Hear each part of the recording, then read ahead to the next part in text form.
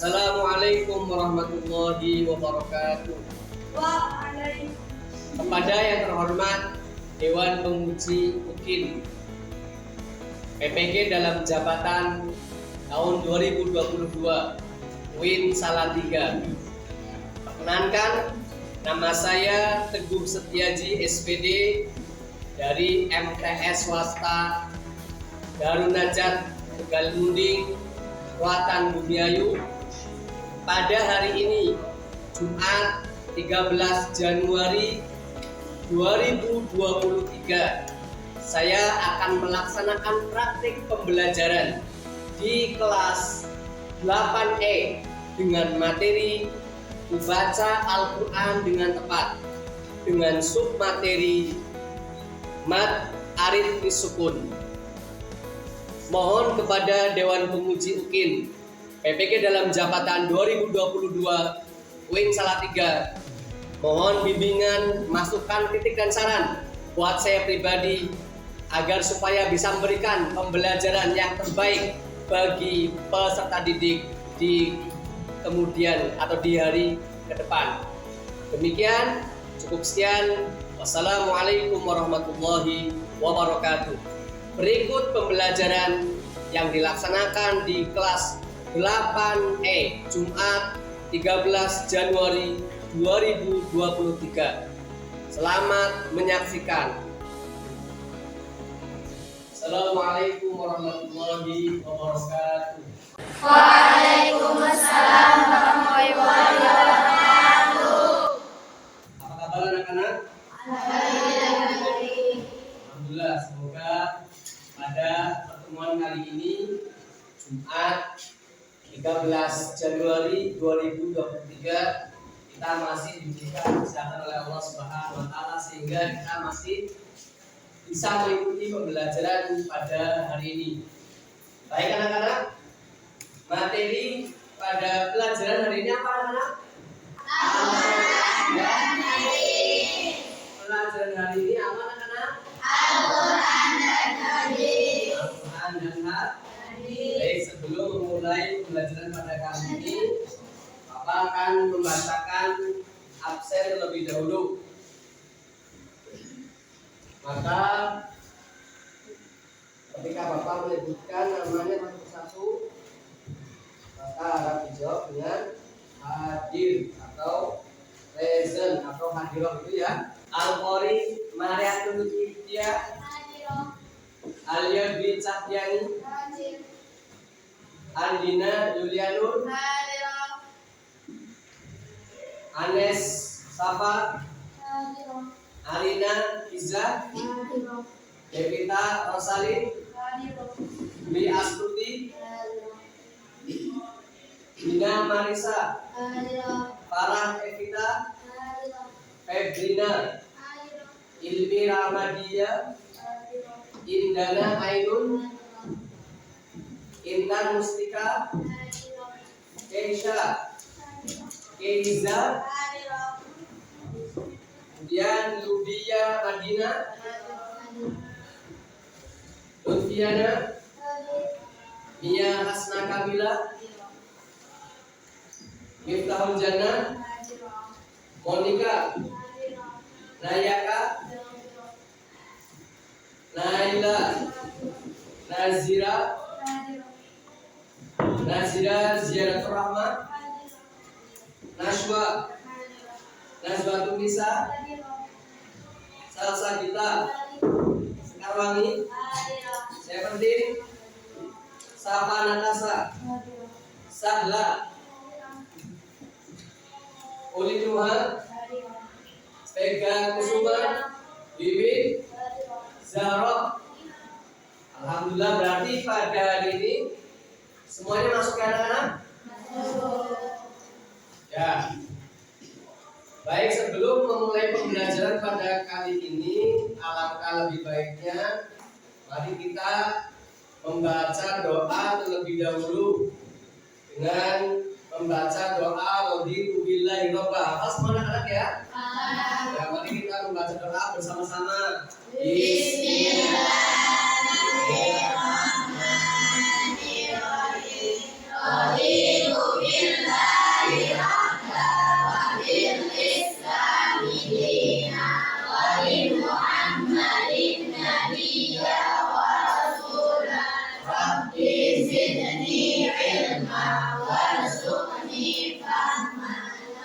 Amin ya rabbal alamin. Baik anak-anak, sebelum Bapak menyampaikan materi pada pelajaran kali ini, pada pembelajaran Al-Quran dan Hadis, yaitu kita akan membahas pada sub materi yaitu ma'arif disukun. Dan sebelum kita mempelajari materi pada hari ini, Bapak seperti biasa akan menyampaikan tujuan pembelajaran daripada pelajaran Al-Quran dan Hadis. Adapun tujuan pembelajaran yang pertama yakni meningkatkan kecintaan peserta didik terhadap Al-Quran dan Hadis. Seperti yang mana telah kita ketahui bersama, Al-Quran sangat penting bagi kehidupan kita sehari-hari. Al-Quran sebagai pedoman hidup umat manusia, terutama yang beragama Islam, dan terutama lagi untuk orang-orang yang beriman. Banyak sekali hadis-hadis yang menjelaskan tentang keutamaan Al-Quran. Salah satunya khairukum man ta'allama al-Quran wa 'allamahu. Sebaik-baik kalian adalah orang yang mempelajari Al-Quran dan mengamalkan Al-Quran tersebut. Dan di hadis yang lain, anjuran kita untuk membaca Al-Quran yaitu Iqra'ul Quran fa innahu ya'ti yaumal qiyamati syafi'an li ashabi. Kita suruh memperbanyak membaca Al-Quran karena Al-Quran kelak akan memberikan syafaat bagi orang yang membacanya. Dan kita dianjurkan oleh Nabi untuk membaca Al-Quran dengan baik dan benar, tentunya dengan tuntunan dan pedoman kaidah ilmu tajwidiyah, ilmu bagaimana cara membaca Al-Quran dengan baik dan benar. Berdasarkan hadis Nabi, Zainul Quran bi aswatikum, hiasilah Al-Quran dengan suara-suara kalian yang indah, dengan suara-suara kita yang bagus, membaca yang bagus, lantunan yang bagus, dengan penuh kebenaran tentang akidah tajwid dalamnya, dari makhraj dan hukum lainnya. Adapun yang kedua yaitu membekali peserta didik dengan dalil-dalil yang terdapat dalam Al-Quran dan Hadis sebagai pedoman dalam menyikapi dan menghadapi kehidupan. Ketika ada permasalahan, ketika ada satu program dalam kehidupan kita, baik di sekolah, di pondok, dimanapun, terlebih di masyarakat, maka semua kita bisa kembalikan dari sumber yaitu Al-Quranul Karim. Dan kemudian yang ketiga yaitu meningkatkan kekhusyuan peserta didik dalam beribadah, terlebih dalam ibadah sholat, dengan senantiasa menerapkan hukum bacaan tajwid serta isi kandungan surah ataupun surat dan ayat yang terdapat dalam Al-Quran. Tentunya kalian semua pasti setiap hari melaksanakan yang namanya sholat. Dalam sholat kita membaca yang wajib yaitu rukunnya membaca suratul Fatihah dan membaca surat-surat pendek lainnya yang dibaca setelah suratul Fatihah.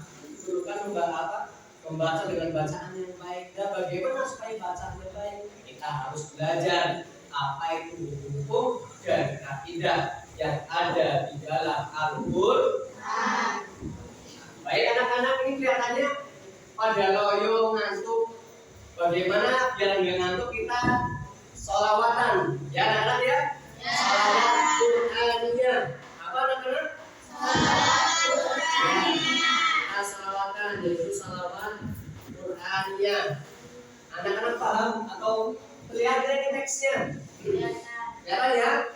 Oke, Bapak bacakan lebih dahulu dengan suara Bapak yang ala kadernya ya. Nah, kita yang di belakang pojok sudah kelihatan teksnya? Ya. Gini, Bapak dulu ya. Salatullahi wa salam ala man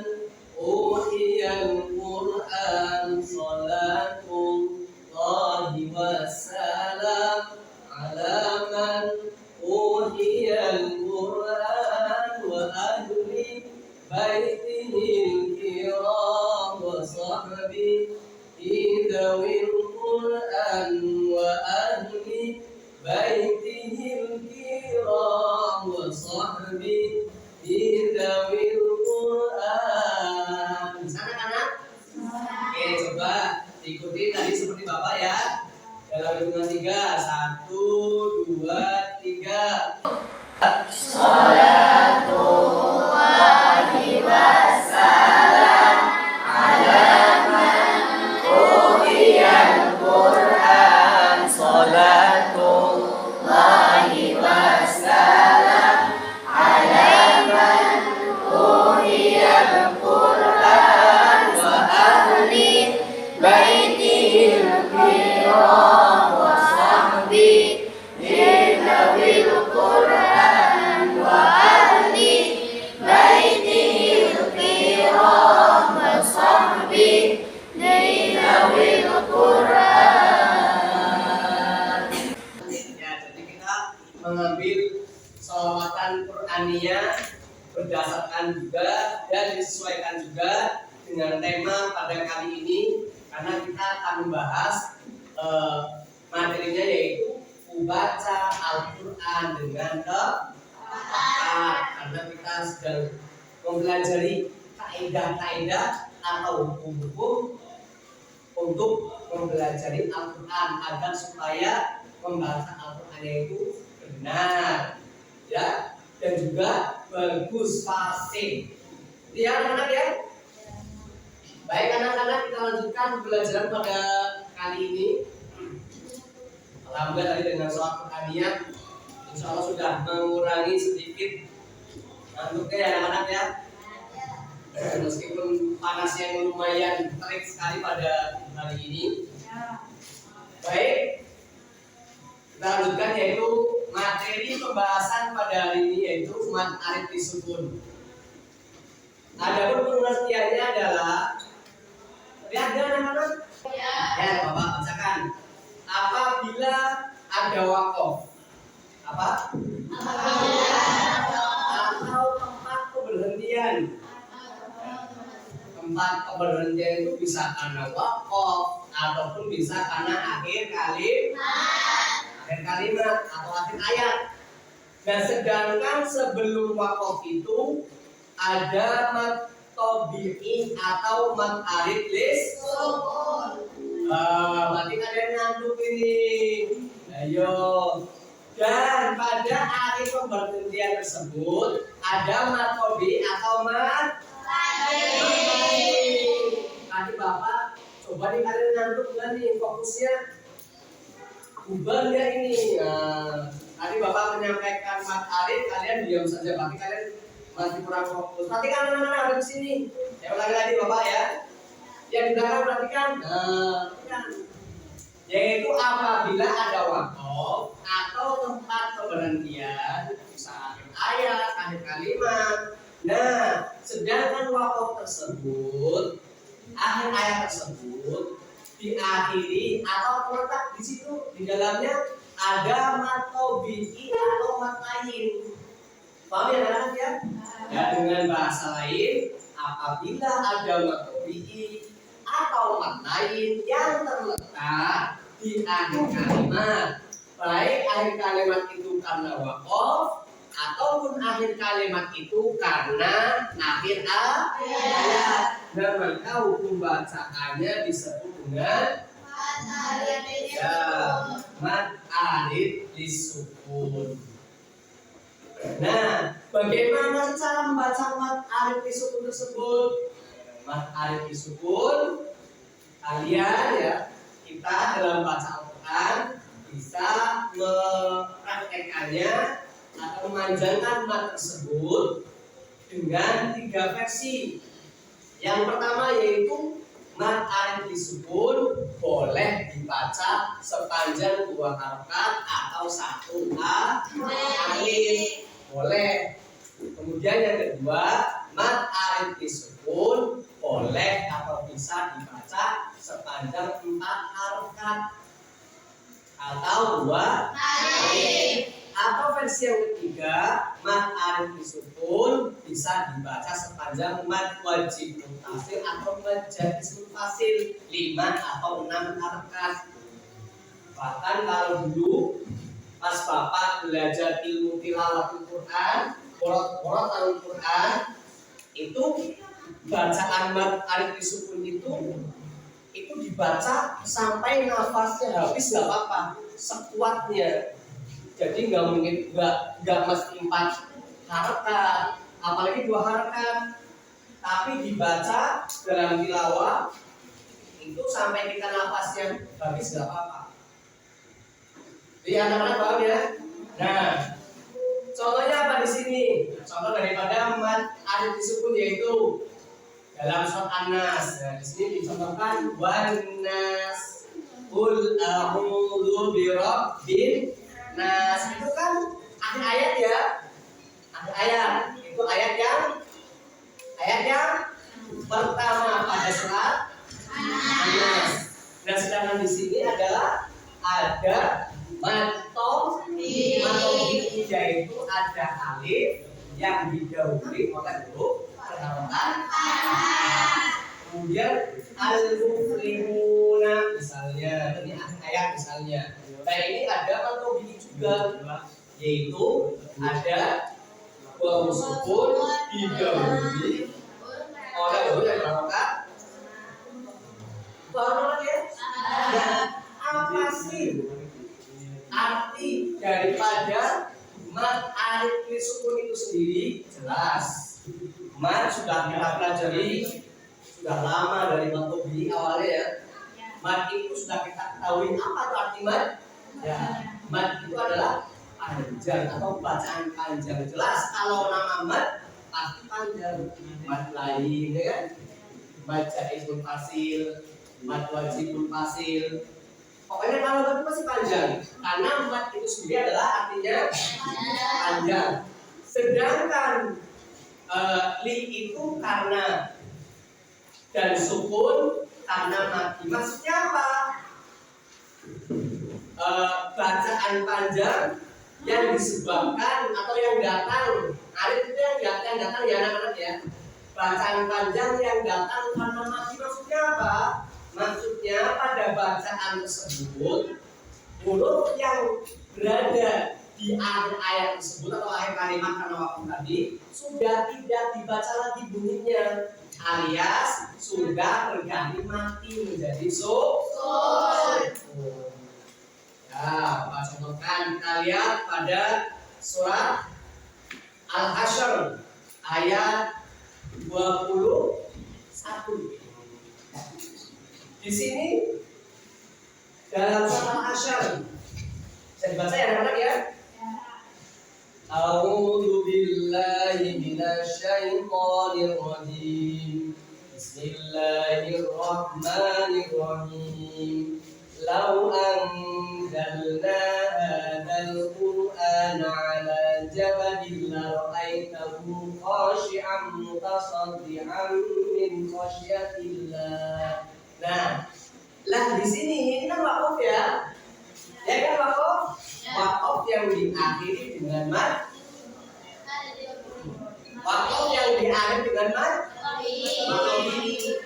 Nah, maka tadi definisinya ketika matobi atau mad lain dari kalimat, maka namanya mad alif. Di sini kita boleh membacanya 2 kali atau 4. Boleh membacanya mutasaddian min khasyatillah atau harakat 6 mutasaddian min khasyatillah. Alhamdulillah Bapak pas belajar tilawah itu kata guru Bapak itu dihabiskan sampai nafas gak kuat. Misal la ra'aitahu khashi'an mutasaddian min khasyatillah.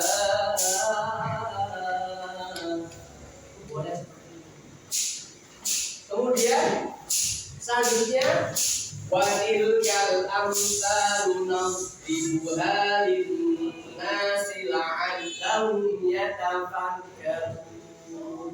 Nah, yang dimaksud mad alif disukun di sini Huruf nun di sini yang berharokat fathah karena sudah akhir kalimat yang didahului oleh mad tabi'i, maka sudah tidak terbaca lagi harokat fathahnya, sudah menjadi mad atau sehingga ketika waktu gak boleh bacanya watil kal amsalu nadribuha linnasi la'allahum yatafakkaruna. Boleh nggak seperti itu? Nggak boleh, karena sudah menjadi mati karena hakikat, terkecuali kalau kita mau melanjutkannya lagi atau memasukkan antara kalimat atau ayat yang 21 dalam ayat yang 22, itu beda lagi bahasanya. Paham ya anak-anak? Atau contoh, nanti kalian bisa mencari lagi di contoh-contoh atau ayat dan surat yang lain seperti Al-Kafirun, itu juga ada beberapa hukum bacaan mad alif sukun, al-fil, itu ya anak-anak ya. Baik, untuk lebih jelasnya setelah tadi Bapak jelaskan, jabarkan tentang atau berkaitan mad alif sukun, untuk lebih jelasnya lagi anak-anak nanti menonton atau ada sebuah video, tayangan video yang bisa anak-anak tonton, perhatikan. Nanti anak-anak kalian semua bisa mengambil kesimpulan. Berikut cuplikan tayangan videonya anak-anak. Assalamualaikum warahmatullahi wabarakatuh. Jadi anak-anak berkaitan dengan hukum bacaan mad sukun adalah apabila ada waqaf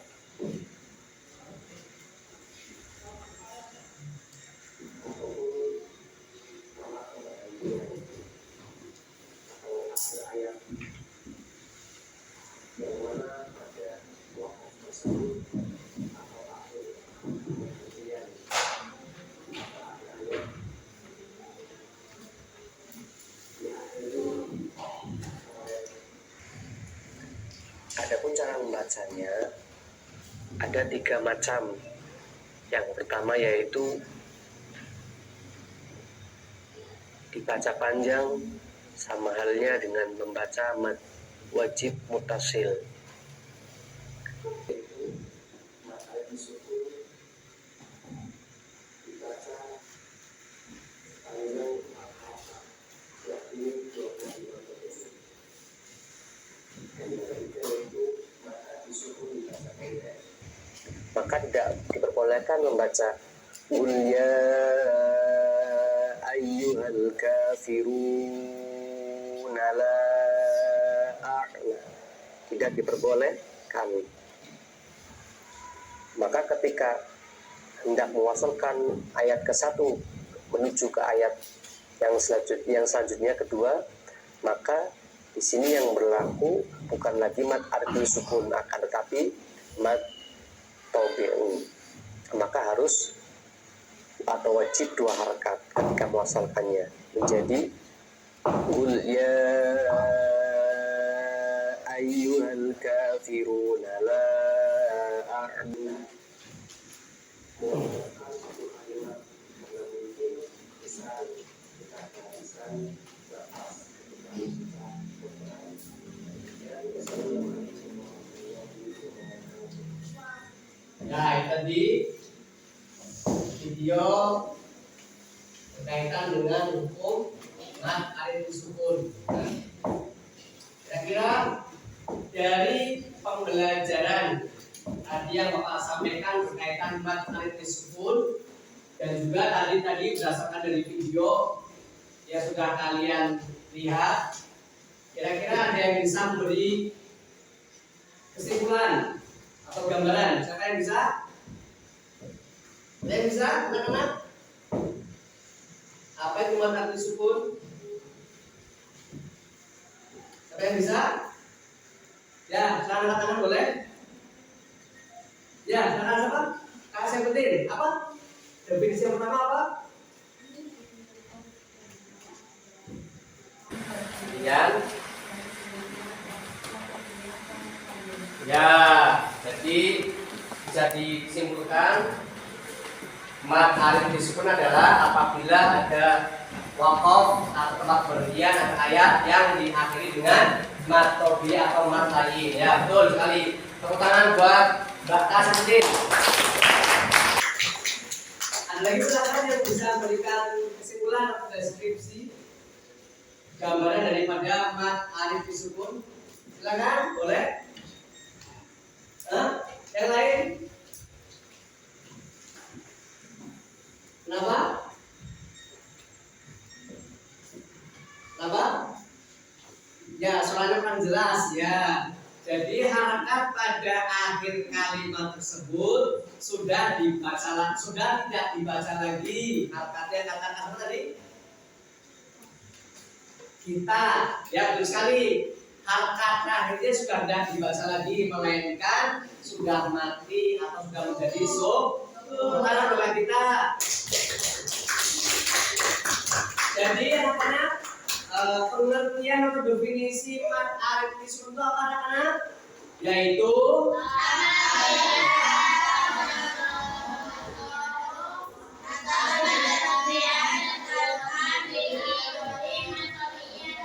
atau mat lainnya. Jadi definisi mat alif disukun itu apabila ada waqaf atau tempat berhentian ayat dan sebagainya, sedang pada pemberhentian tersebut diakhiri dengan mat tobi atau mat. Ya, tepuk tangan semua buat kalian kelas 8.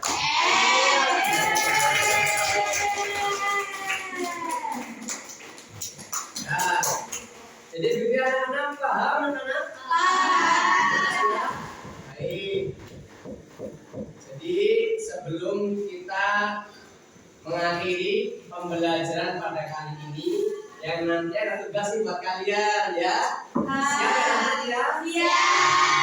Nah, kalian semua udah paham semua ini. Ya, jadi Bapak simpulkan terlebih dahulu bahwasanya pembelajaran atau kesimpulan pembelajaran pada hari ini yaitu mat alif disukun adalah apabila ada mat tobi atau mat lain yang jatuh pada akhir kalimat, baik akhir kalimat itu karena waqaf ataupun akhir kalimat itu karena akhir ayat. Dan ketika tidak berniat untuk menyambungkan akhir ayat itu dengan ayat yang lain, sebelum Bapak memberikan tugas buat kalian semua biar lebih semangat lagi mengerjakan tugasnya, dan biar ngantuknya hilang lagi, kita selawatan sekali lagi anak-anak ya. Apa itu lagi sampai dengan 3. Nah, 1, 2, 3. Sholatu alaihi wassalam ala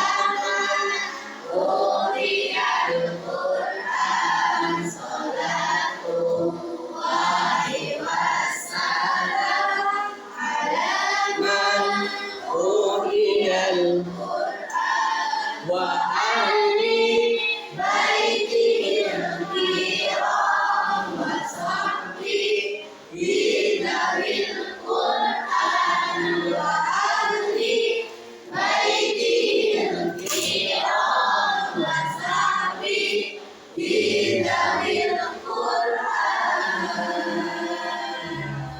Tangan lagi buat kita semuanya. Ya, sekarang silakan dikerjakan pada link yang bisa diakses nanti kalau kalian lagi masuk ke lab ya. Bisa dikerjakan pada link berikut. Nanti kalian mengerjakan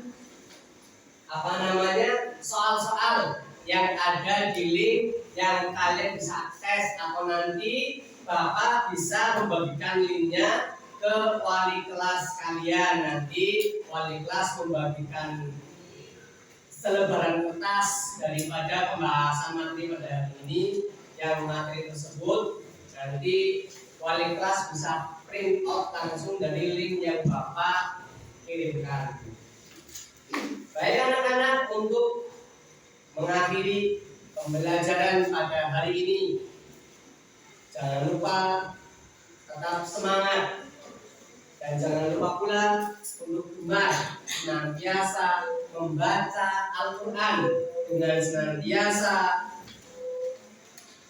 benar akan bacaan yang kalian baca, dengan senantiasa menerapkan hukum-hukum yang ada dalam Al-Quran, supaya kita sekalian, kalian semua mendapatkan keberkahan Al-Quran. Dan jangan lupa jaga kesehatan agar supaya tetap aktif dan bisa masuk kelas, kalau nggak sakit dan sebagainya. Seperti pada alhamdulillah ini kelas 8E semuanya bisa masuk kelas, tidak ada satupun yang berhalangan. Baik anak-anak, mari kita tutup pembelajaran pada hari ini dengan membaca hamdalah secara bersama-sama. Alhamdulillahirabbil alamin.